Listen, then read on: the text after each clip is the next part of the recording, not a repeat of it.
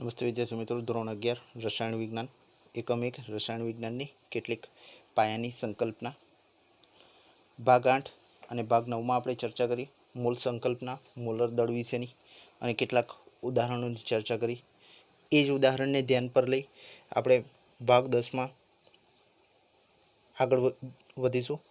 તો નીચે પૈકી કયું સૌથી વધુ પરમાણુ ધરાવે છે? અહીં 4 ઓપ્શન આપ્યા છે. 1 ગ્રામ ઓફ ઓરમ ડેટ મીન્સ અહીં ગોલ્ડ, 1 ગ્રામ સોડિયમ, 1 ગ્રામ લિથિયમ અને 1 ગ્રામ ક્લોરિન વાયુ. પરમાણુની સંખ્યા ગણવી છે. આપણે ભાગ 9માં આપણે ચર્ચા કરી હતી કે પરમાણુની સંખ્યા કોની સાથે સંકળાયેલી છે? તો કે મોલ સાથે સંકળાયેલી છે. મોલનું સૂત્ર જો જોઈએ તો કે મોલ બરાબર થશે તો કે દળના છેદમાં મોલર દળ, મોલર માસ. એના બરાબર આપણે એક અન્ય સૂત્ર પણ જોયું હતું કે પરમાણુની સંખ્યાના છેદમાં એવોગેડ્રો આંક. તો આ જે સૂત્ર છે એ સૂત્રને ધ્યાનમાં રાખીને અહીં ગણતરી કરવાની છે. શું કરીશું? પરમાણુની સંખ્યા શોધવી છે તો પરમાણુની સંખ્યા શોધીશું? તો કે ના, સીધો સંબંધ કોની સાથે છે? મોલ સાથે છે. તો મોલ ગણી નાખો. જેના મોલ વધારે એમાં પરમાણુની સંખ્યા વધારે. અહીં એક ઉદાહરણ દર્શાવું છું, અન્ય ઉદાહરણની ગણતરી જાતે કરો. તો અહીં ઓરમ માટે એનું મોલર દળ લઈશું 197. ત્યારબાદ સોડિયમ માટે લઈશું 23, લિથિયમ માટે લઈશું 7 અને ક્લોરિન માટે લઈશું 35.5. અહીં મિત્રો ક્લોરિન વાયુ છે જેમાં 2 પરમાણુ છે, ના કારણે અહીં એક ક્લોરિનનું મોલર દળ ગણીશું તો ટ્વાઇસ Cl પરમાણુનું દળ 2 × 36.5 એટલે 71 ગ્રામ પ્રતિ મોલ થશે. એક ગણતરી દર્શાવીએ છીએ. તો ક્લોરિનના મોલ અહીં થશે, એનું જે દળ છે માસ અને મોલર માસ કહીશું, મોલર દળ, તેનું દળ આપ્યું છે 1 ગ્રામ, એનું મોલર દળ મળ્યું આપણને 71. જે આવે એ આપણા થઈ જશે મોલ. હવે જો પરમાણુની સંખ્યા ગણવી જ હોય તો આ સૂત્રનો ઉપયોગ કરો. તો કે n બરાબર nx એટલે પરમાણુની સંખ્યા અને એવોગેડ્રો આંક. nx મતલબ અહીં શું થશે જે આપણે ગણવાની છે? મોલ 1/71 એ થશે 0.014. તો 0.014 અને એવોગેડ્રો આંક 6.022 × 10⁻23 nx બરાબર નો સીધો ક્રોસ ગુણાકાર કરશો, એ જે કંઈક આવે એ. બરાબર છે મિત્રો? તો આ ઓપ્શનમાં છે કે તમારે જ્યારે MCQમાં પૂછાય અને ઝડપથી ગણતરી કરવી હોય તો માત્ર મોલની સંખ્યાના આધારે પણ અહીં પરમાણુની સંખ્યા આપણે માત્ર નક્કી કરી શકીશું. તો અન્ય ઉદાહરણો ચેક કરો અને જવાબ શું આવે છે એ નક્કી કરો. તો હવે મિત્રો આપણે આગળ જોઈએ કે કોઈક અજ્ઞાત સંયોજન આપવામાં આવે છે અને પ્રશ્ન પૂછાય કે તેનું અણુ સૂત્ર શું છે, બંધારણીય સૂત્ર શું છે, પ્રમાણ સૂચક સૂત્ર શું છે. 3 શબ્દો ખૂબ અગત્યના છે. તો તેના ઘટક શું છે, કયા પ્રમાણમાં પદાર્થમાં રહેલા છે, જ્ઞાત સંયોજન માટે માહિતી વડે શુદ્ધ નમૂનામાં રહેલા તત્વોની ટકાવારી કેટલી છે. આ બધી જે માહિતી છે એ માહિતી કેવી રીતે મેળવીએ. બંધારણ કોઈક આપ્યું છે, એ બંધારણમાં રહેલા તત્વો અને તત્વનું ટકાવાર પ્રમાણ કેટલું છે એ નક્કી કરવું છે. તો શેના ઉપરથી નક્કી કરી શકાય એ આજે આપણે જોઈશું. અને એ છે બંધારણીય અથવા સંઘટનીય ટકાવારી. એનો જો સીધો અર્થ કરીએ તો કે સંયોજનમાં રહેલ તત્વના દળની ટકાવારી કે સંયોજનમાં જે તત્વ છે એ એનું દળ કેટલું છે, કેટલી એની ટકાવારી છે એ સમજવું છે. તો એના માટે જે સૂત્ર છે તો કે તત્વની દળ ટકાવારી બરાબર તો સંયોજનમાં તે તત્વનું દળ ગુણ્યા 100 ના છેદમાં સંયોજનનું મોલર દળ. દાખલા તરીકે એક સમજો અહીં CH4 આપણી પાસે એક સંયોજન છે, એનું નામ છે મિથેન. આપણે જાણીએ છીએ કે એમાં કાર્બન અને હાઇડ્રોજન આમ બે તત્વો રહેલા છે, બરાબર છે. હવે એ સંયોજનમાં કાર્બનનું કેટલા ટકાવાર પ્રમાણ છે અને હાઇડ્રોજનનું કેટલું ટકાવાર પ્રમાણ છે એ ગણતરી કરવી છે. અહીં માત્ર બે તત્વો છે તો એની દળથી ટકાવારી શોધવી છે. શું કરવું પડશે? સૂત્રનો ઉપયોગ કરવો પડશે. એનાથી શું થશે કે એની શુદ્ધતા કેટલી છે એ પણ નક્કી કરી શકાશે. તો પર્ટિક્યુલરલી આપણે અહીં જોઈશું શું છે, સંયોજનનું મોલર દળ જરૂર છે અને સંયોજનમાં તે તત્વ મતલબ કયા તત્વની વાત કરે છે અહીંયા તો કે કાર્બન અને બીજું છે હાઇડ્રોજનની ઇન્ડિવિજ્યુઅલ ટકાવારી ગણવાની છે. અહીં જોઈએ મોલર દળ તો સમાન જ છે, તો અહીં આપણે મિથેનનું મોલર દળ ગણીશું તો કે કાર્બનનું પરમાણુય દળ વત્તા હાઇડ્રોજનના કેટલા પરમાણુ છે? 4 છે, તો હાઇડ્રોજનનું પરમાણુય દળ કાર્બન માટે આપણે લઈશું 12 અને હાઇડ્રોજન માટે લઈશું 1. આમ કુલ થઈ જશે 16 ગ્રામ પ્રતિ મોલ. મોલર દળ મળી ગયું, બરાબર છે. હવે આગળ જોઈએ એમ તો કે કાર્બનનું દળ કેટલું મળ્યું? 12 ગ્રામ. અને હાઇડ્રોજન માટે અહીં જોઈશું તો કેટલું થઈ ગયું? 4 ગ્રામ, બરાબર છે.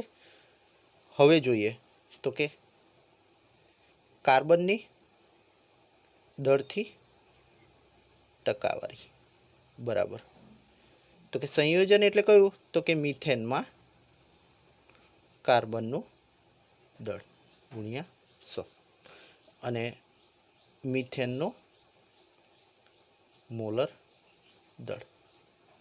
કાર્બનનું દળ કેટલું? 12 ગુણ્યા 100 અને મિથેનનું મોલર દળ આપણને મળ્યું તો 16 થઈ જશે 75%, બરાબર છે.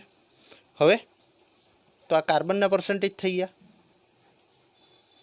હવે કહેવામાં આવે હાઇડ્રોજનના, તો હાઇડ્રોજનની દળથી ટકાવારી અહીં લખીશું તો કે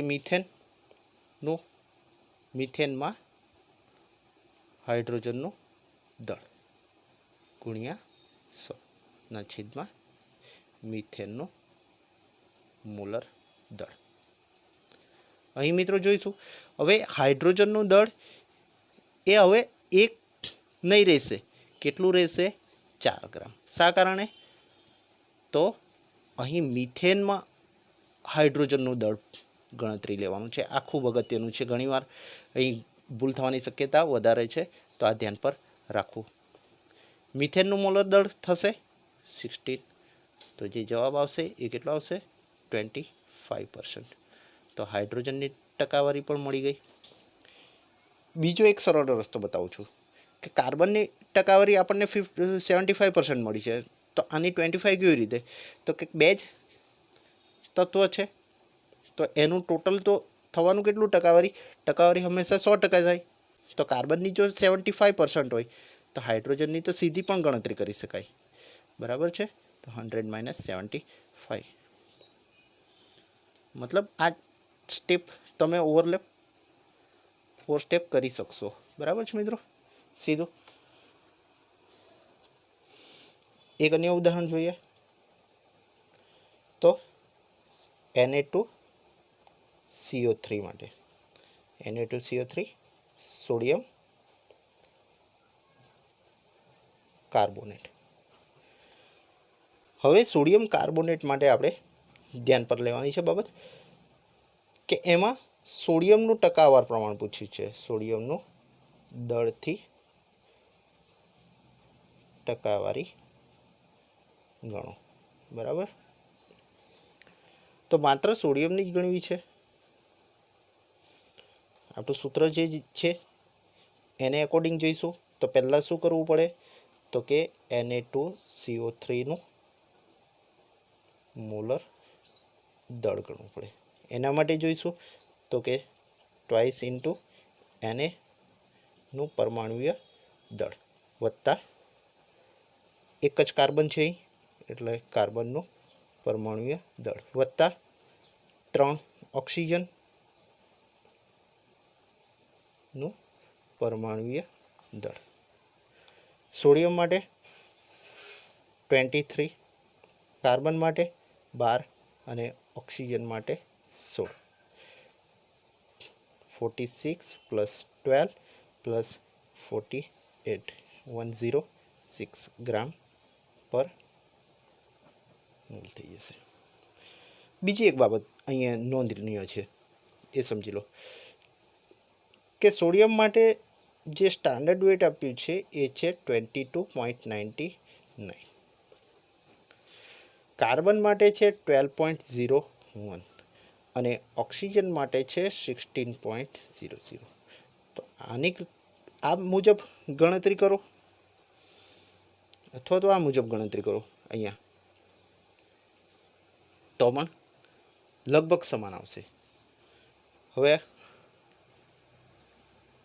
આને અકોર્ડિંગ ગણતરી કરીએ આપણે શું ફેર આવે છે જોઈએ તો કે Na2CO3 નું મોલર દળ. બરાબર છે મિત્રો. તો twice Na plus carbon plus 3 of oxygen 2 into 22.99 carbon માટે 12.01 અને 16. તો આને જે ગુણાકાર આવશે એ આવશે 45.98 12.01 અને થશે 48 એટલે જવાબ આવશે 105.99 ગ્રામ પ્રતિ મોલ. તો મિત્રો આમાં કંઈ ઇટ ઇઝ એપ્રોક્સિમેટલી એટલે 106 ગ્રામ પર મોલ. હવે આને અકોર્ડિંગ આપણે આગળ જોઈએ ચર્ચા કરીએ. બરાબર છે. તો કે સોડિયમની દળથી ટકાવારી સૂત્ર શું છે તો કે Na2CO3 માં સોડિયમનું દળ ગુણ્યા 100 ના છેદમાં Na2CO3 નું મોલર દળ. સોડિયમનું દળ અહીં કેટલું મળ્યું એ લેવાનું છે, ખાસ ધ્યાન પર રાખજો. તો કે 45.98 કારણ સોડિયમના 2 પરમાણુ છે અને એનું જે દળ છે એ લેવાનું છે, નહીં કે 22.99 કે 23. કેટલું લેવાનું છે? 2 સોડિયમના પરમાણુ છે ના કારણે અહીં 45.98 લઈશું મલ્ટીપ્લાય બાય 100 અને સોડિયમ કાર્બોનેટનું મોલર દળ આપણે આ ગણીશું તો થશે 105.99 અને જવાબ આવશે 43.38%. હવે દાખલા તરીકે પૂછવામાં આવે કે કાર્બનનું દળથી ટકાવારી. પરીક્ષામાં કોઈ પણ પૂછાઈ શકે. તો કાર્બનનું દળ ગુણ્યા 100 મળશે અને થશે Na2CO3 નું મોલર દળ. તો અહીં કાર્બનનું એક જ પરમાણુ છે, એનું દળ 12.01 અને 100 અને આ છે 105.99. તો એનું પ્રમાણ થશે 11.32. જો ઓક્સિજનનું પૂછવામાં આવે, ઓક્સિજનનું દરથી ટકાવારી, તો કે ઓક્સિજનનું દળ ગુણ્યા 100 છેદમાં Na2CO3 નું મોલર દળ. ઓક્સિજન માટે ઓક્સિજનના 3 પરમાણુ છે એટલે અહીં થશે 48 અને 105.99 એટલે આવશે 45.28%. તો આમ કાર્બન, હાઇડ્રોજન અને ઓક્સિજન એ ત્રણની જો ટકાવારી ગણીએ કુલ તો 43.38% પ્લસ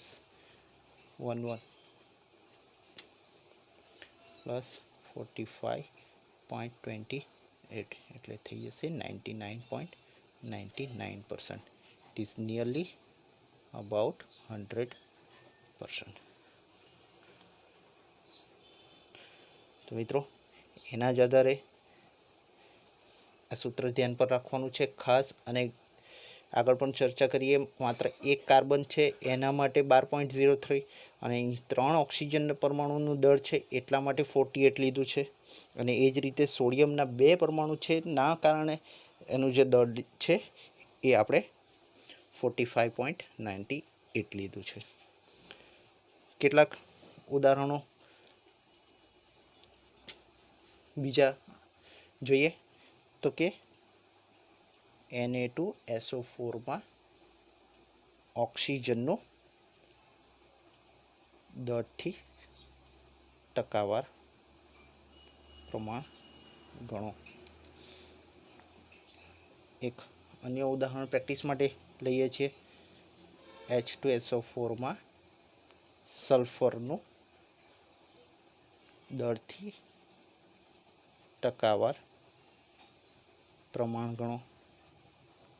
ત્રીજું એક અન્ય ઉદાહરણ MgOH ટ્વાઇસમાં હાઇડ્રોજનનું દળથી ટકાવાર પ્રમાણ ગણો. તો આ 3 ઉદાહરણ તમારે પ્રેક્ટિસ માટે લઈ લો. આગળ નેક્સ્ટ ટોપિકની ચર્ચા કરીએ, ખૂબ જ અગત્યનો ટોપિક. તો મિત્રો હવે આપણે જોઈએ આગળ તો કે કોઈ સંયોજન છે, સંયોજનનો આપણે શબ્દ કહીએ છીએ આણ્વીય સૂત્ર. જેમ કે સલ્ફ્યુરિક એસિડ તો આપણે લખીએ છીએ H2SO4.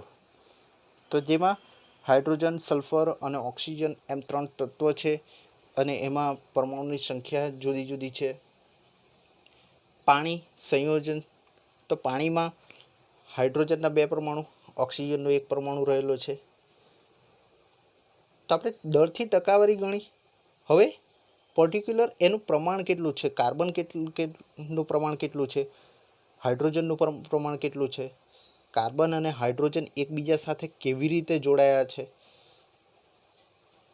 એની આપણે ચર્ચા કરીએ. તો ખૂબ જ અગત્યનો ટોપિક છે. એ છે આણ્વીય સૂત્ર માટે પ્રમાણ સૂચક સૂત્ર.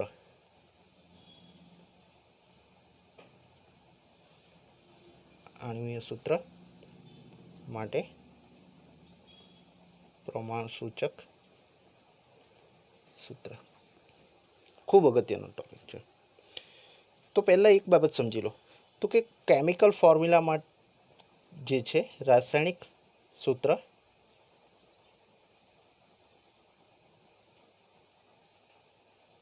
એ સામાન્ય રીતે 3 ભાગમાં હોય. આ 3 બાબતને સમજો પહેલાં. તો કે નંબર 1 પ્રમાણ સૂચક સૂત્ર. અંગ્રેજીમાં એને કહીશું ઇમ્પિરિકલ ફોર્મ્યુલા. અંગ્રેજી શબ્દ ખૂબ અગત્યનો છે અહીં, પ્રમાણ સૂચક સૂત્ર, ઇમ્પિરિકલ ફોર્મ્યુલા. બીજો એક શબ્દ આવે છે એ છે આણ્વીય સૂત્ર અને એને અંગ્રેજીમાં કહીશું મોલેક્યુલર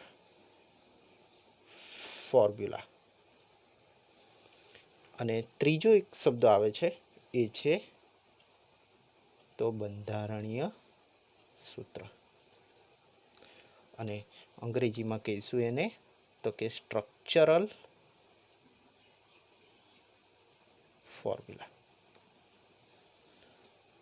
શોર્ટમાં જો કહીએ તો EF empirical formula, molecular formula MF, અને સ્ટ્રક્ચરલ ફોર્મ્યુલા માટે શબ્દ યુઝ કરીશું SF. તો રાસાયણિક સૂત્ર, પ્રમાણસૂચક સૂત્ર, આણ્વીય સૂત્ર અને બંધારણીય સૂત્ર.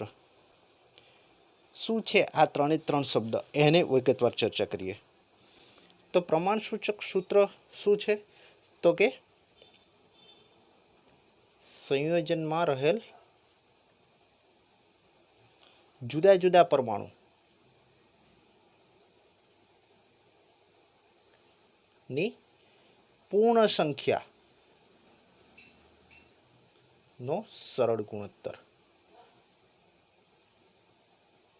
દર્શાવે. દાખલા તરીકે અહીં જુઓ, એક ઉદાહરણ છે C6H12O6, સામાન્ય રીતે ગ્લુકોઝ તરીકે ઓળખીએ. એમાં જુદા જુદા પરમાણુ કયા છે તો કે કાર્બન, હાઇડ્રોજન અને ઓક્સિજન, જેમાં 6 કાર્બન, 12 હાઇડ્રોજન અને 6 ઓક્સિજન છે. તો અહીં આપણે જો સામાન્ય કાઢીએ 6, 12 અને 6, તો એમાં સામાન્ય શું નીકળશે? 6. આ મલ્ટિપલ થઈ ગયું. આટલું એક વસ્તુ સમજી લો પહેલાં. તો કે એનું જો સૂત્ર લખવામાં આવે તો કે કાર્બન, અહીં 6 સામાન્ય કાઢી લઈએ તો કાર્બનના 6 પરમાણુ થઈ ગયા, હાઇડ્રોજન તો 6 દુ 12 થશે, અને ઓક્સિજન માટે 6 એકુ 6. તો આપણને અહીં જે ફોર્મ્યુલા મળી છે પ્રમાણસૂચક સૂત્ર, એનું પ્રમાણ કેટલું છે તો કે કાર્બનનું 1 પ્રમાણ, હાઇડ્રોજન લો 2 પ્રમાણ, અને ઓક્સિજનનું કેટલું પ્રમાણ છે અહીં 1 પ્રમાણ. શેમાં તો કે ગ્લુકોઝમાં. હવે આણ્વીય સૂત્ર શું દર્શાવે છે એ સમજો. તો કે સંયોજનમાં જુદા જુદા પરમાણુની ચોક્કસ સંખ્યા દર્શાવે છે. આપણે આગળ ચર્ચા કરીએ એમ તો કે કાર્બન 6, હાઇડ્રોજન 12 અને ઓક્સિજન 6. તો કે સંયોજનમાં રહેલ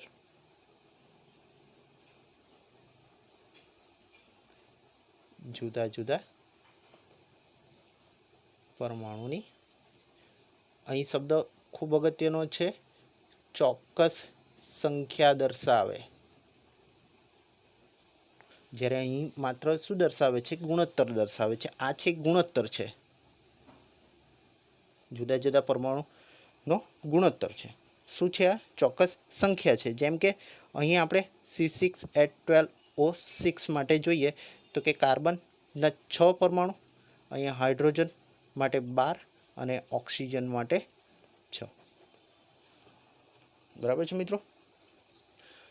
તો બીજો એક પ્રશ્ન થાય, તેનું બંધારણીય સૂત્ર કેવી રીતે લખીએ? શું છે તો કે જે પરમાણુ છે એ એકબીજા સાથે, અહીં જો કાર્બન, હાઇડ્રોજન અને ઓક્સિજન આ 3 પરમાણુ છે એ એકબીજા સાથે કેવી રીતે જોડાયા છે, એ એનું શું થશે તો કે બંધારણીય સૂત્ર. તો સૌથી અગત્યનું છે અહીં તો કે સંયોજનમાં રહેલ જુદા જુદા પરમાણુ એકબીજા સાથે કેવી રીતે જોડાયા છે તે દર્શાવે. તો કમ્પેરેટિવ સ્ટડી છે એ ખૂબ જ અગત્યનું. ઇમ્પેરિકલ ફોર્મ્યુલા, મોલેક્યુલર ફોર્મ્યુલા અને સ્ટ્રક્ચરલ ફોર્મ્યુલા ફરી પાછા એકવાર સમજી લો. અહીં તો પ્રમાણસૂચક સૂત્ર શું દર્શાવે? સરળ ગુણોત્તર દર્શાવે. આણ્વીય સૂત્ર શું દર્શાવે તો કે ચોક્કસ સંખ્યા દર્શાવે. શેમાં? સંયોજનમાં. કોની? તો કે જુદા જુદા પરમાણુની. હવે સંયોજનમાં રહેલ પરમાણુ એકબીજા સાથે કેવી રીતે જોડાયા છે આપણે આ જ ઉદાહરણ આગળ સમજીએ ગ્લુકોઝ માટે જ. તો કે C6H12O6 આ ગ્લુકોઝ માટેનું છે. તો ગ્લુકોઝનું જો બંધારણીય સૂત્ર જોવા જઈએ ને મિત્રો તો કંઈક આ પ્રકારનું છે. કાર્બન અને આ છે હાઇડ્રોજન. એવી રીતે 6 કાર્બન પરમાણુ છે 1 2 3 4 5 અને 6. 6 કાર્બનની શૃંખલા છે જેની સાથે છેલ્લા કાર્બન સાથે 2 હાઇડ્રોજન અને CH2OH, ત્યારબાદ OH અને એની સાથે એક હાઇડ્રોજન, ત્યારબાદ OH હાઇડ્રોક્સિલ સમૂહ અને એક હાઇડ્રોજન, ને ત્યારબાદ આગળ જોઈશું તો કે એક હાઇડ્રોજન અને અહીં ઓક્સિજન, અને ત્યારબાદ OH અને એક હાઇડ્રોજન. તો કંઈક આ પ્રકારનું એનું બંધારણ છે ગ્લુકોઝ માટે. તો ત્રણે ત્રણ બાબતો કમ્પેરેટિવ સ્ટડી કરી છે અને ખૂબ સરળ રીતે સમજી શક્યા છો. હવે આગળ બીજા 2 અન્ય ઉદાહરણ લઈએ. હવે એક શબ્દ લખું છું અહીં ઇથેનોઇક એસિડ, એને સામાન્ય નામ છે એસિટિક એસિડ. CH3CH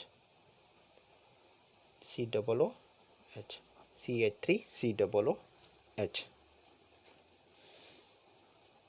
તો અહીં કાર્બન, હાઇડ્રોજન અને ઓક્સિજન આ 3 તત્વો છે અને એનું જે પ્રમાણ છે કાર્બન કેટલા છે 1 અને 2 જોયું મિત્રો. હાઇડ્રોજન કેટલા છે 3 અને 1 4 અને ઓક્સિજન કેટલા છે 2. બરાબર છે. તો આનું જે પ્રમાણ છે એ કેટલું થઈ ગયું તો કે કાર્બન, હાઇડ્રોજન અને ઓક્સિજનનું પ્રમાણ જો જોવા જઈએ તો 2:4:2. સામાન્ય 2 કાઢી લઈએ તો શું આવે અહીં 1:2:1. તો આ શું દર્શાવ્યું પ્રમાણ સૂચક, આનું પ્રમાણ અને એનું જો સૂચક સૂત્ર જો જોવા જઈએ તો શું થશે કે કાર્બન, હાઇડ્રોજન અને ઓક્સિજન કેટલા પ્રમાણમાં છે અહીં જો જોવા જઈએ તો કે C2H4O2 કોમન કાઢી લઈએ તો થશે 2. આમ આનું આ થઈ જશે પ્રમાણ સૂચક સૂત્ર. બરાબર છે મિત્રો. હવે એસિટિક એસિડ માટે આપણે લખ્યું CH3COOH. તો એનું થશે આણ્વીય સૂત્ર. શું થશે આણ્વીય સૂત્ર. તો પછી એનું બંધારણ શું આવે એ પણ સમજી લો અહીંયા. તો કે કાર્બન સાથે બીજા અન્ય 3 હાઇડ્રોજન જોડાયા છે, એની જ સાથે એક કાર્બન સાથે એક ઓક્સિજન દ્વિબંધી અને બીજો અન્ય ઓક્સિજન અને હાઇડ્રોજન જોડાયો છે. તો આ થઈ ગયું એનું બંધારણીય સૂત્ર. બરાબર છે મિત્રો. એક અન્ય ઉદાહરણ જોઈએ H2SO4. શું કહીશું આને સલ્ફ્યુરિક એસિડ. H2SO4 નું આ છે આણ્વીય સૂત્ર.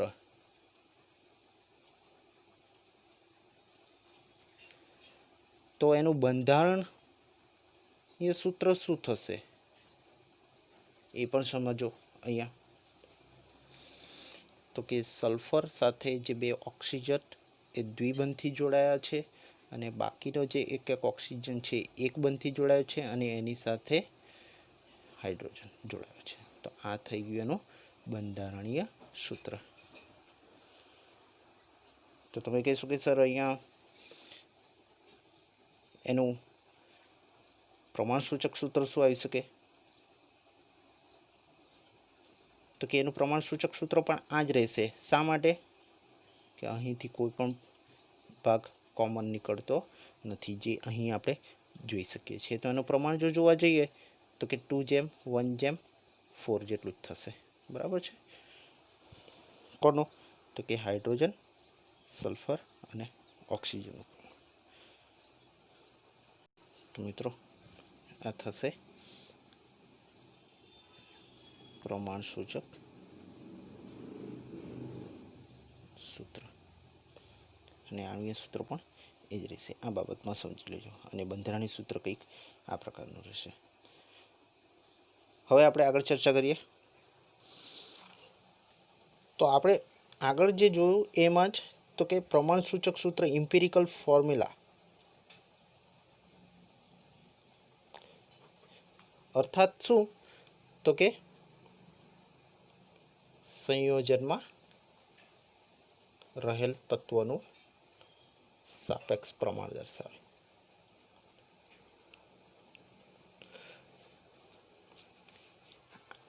ફરી પાછા એકવાર જોઈએ. અહીં તો બે સંયોજન આપણી પાસે છે. એક છે ગ્લુકોઝ અને બીજું છે એસિટિક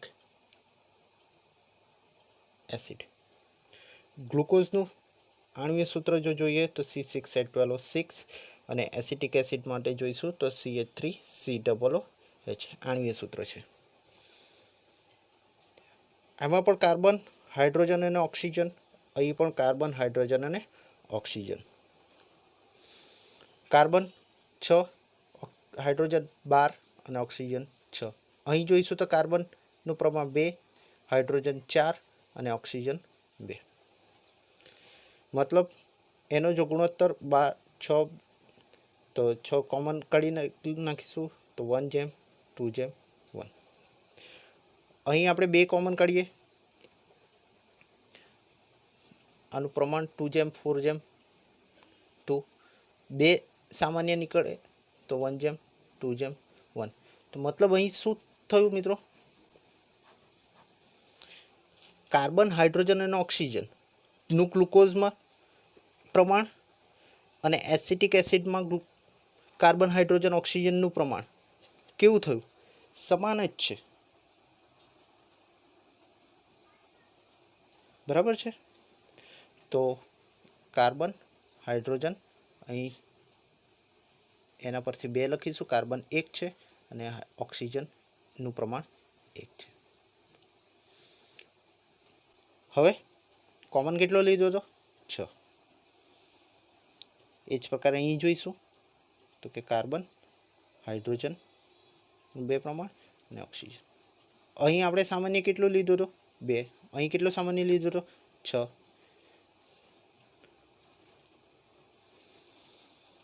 તો અહીં જો આ બેનું સામાન્ય સૂત્ર જો જોઈએ CH2 twice ON, જ્યાં n બરાબર 6 અને n બરાબર 2. જો 6 હોય, n બરાબર 6, તો શું આવે?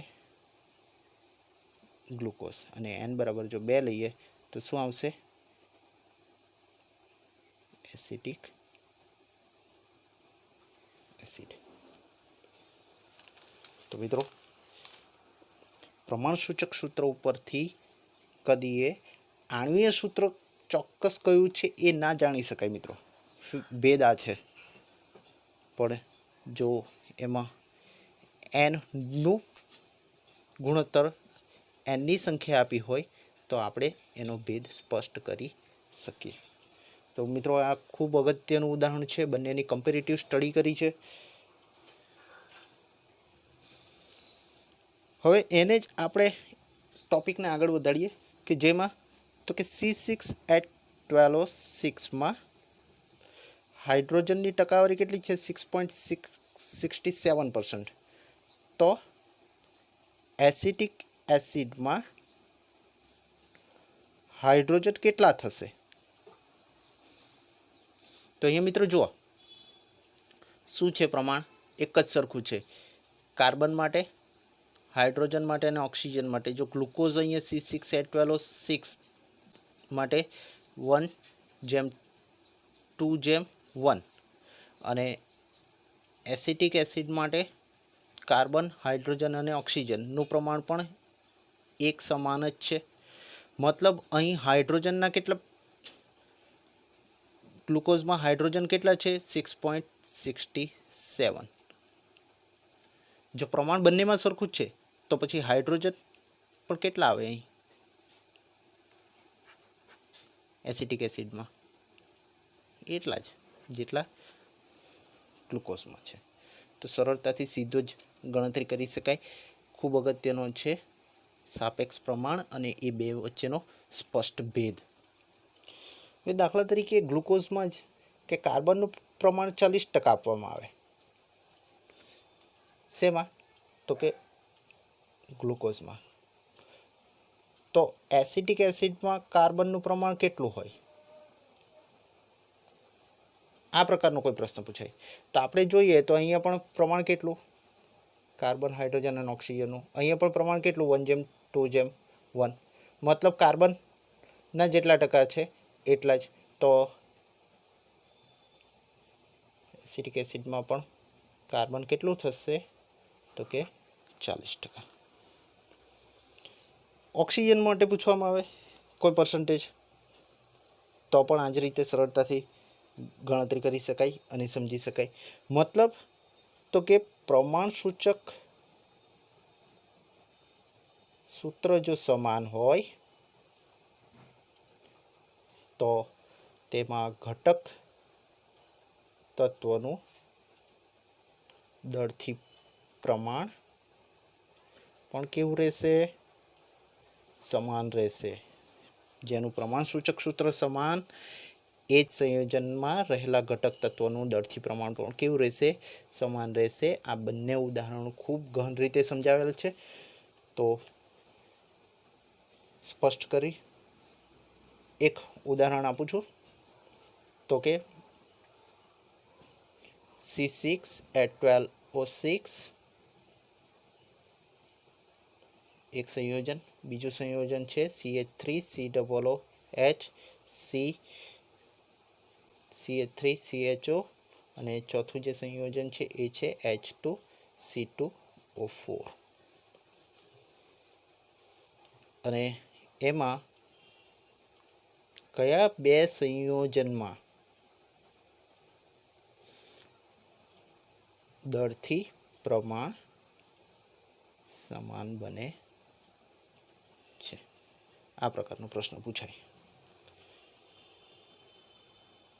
તો ચેક શું કરવું પડશે? ઓપ્શન્સ અહીંયા છે એ અને બી,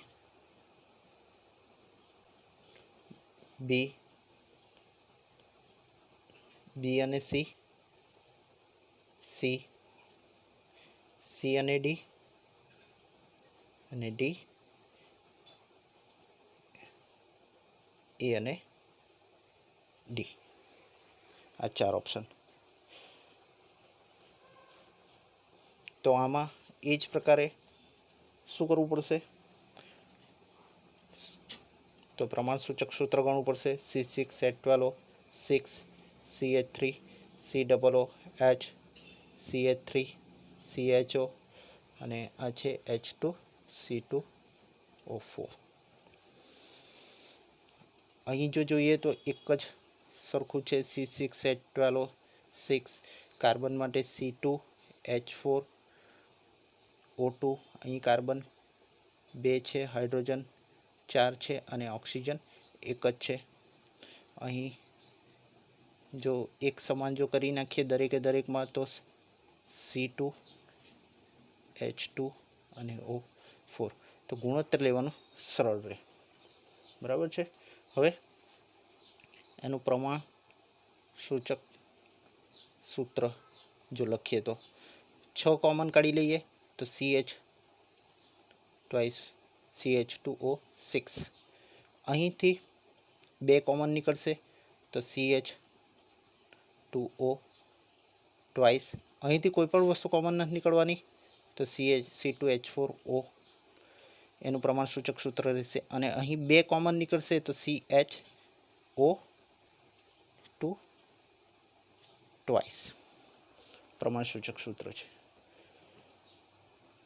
તો અહીંયા જોઈશું તો આ 2 જે છે એના પ્રમાણસૂચક સૂત્ર કેવા છે? સમાન છે. મતલબ ગ્લુકોઝ અને એસિટિક એસિડ એના પ્રમાણસૂચક સૂત્ર સમાન છે, એટલે એનું ઘટક તત્વોનું દળથી પ્રમાણ પણ કેવું રહેશે? સમાન રહેશે. તો આપણો જે ઓપ્શન A, B, C અને D છે એમાં કયો ઓપ્શન સાચો આવશે? આ રહ્યો ઓપ્શન, કે આ 2ના તો પ્રમાણસૂચક સૂત્ર સમાન છે નહીં. એ સિવાયના બાકીના કોઈના પણ જોઈ લો, કોઈના પણ પ્રમાણસૂચક સૂત્ર સમાન નથી. ના કારણે અહીં આ 2 ગ્લુકોઝ અને એસિટિક એસિડ એ બંને આપણો જવાબ થશે. બરાબર છે મિત્રો. નેક્સ્ટ ટાઈમ આપણે ફરી પાછા અન્ય ઉદાહરણની ચર્ચા કરીશું. Thank you very much.